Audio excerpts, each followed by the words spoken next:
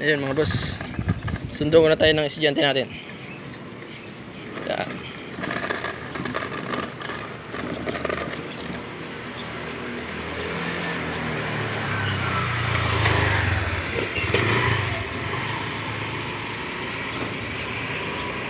Kasama natin si Milyaw.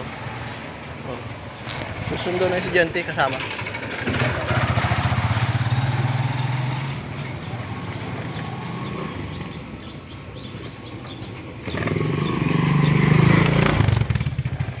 Yun.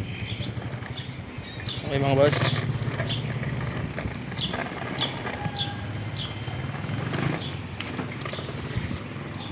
Wala tayong ruta ngayon, kaya sundo-sundo muna tayo ng estudyante. Medyo nagtitipid tayo sa biyahe natin kasi mataas ang krudo. Kailangan sigurado yung mga biyahe natin na kumikita para may pang krudo tayo. Sa isang araw kulang yung 1,000 krudo.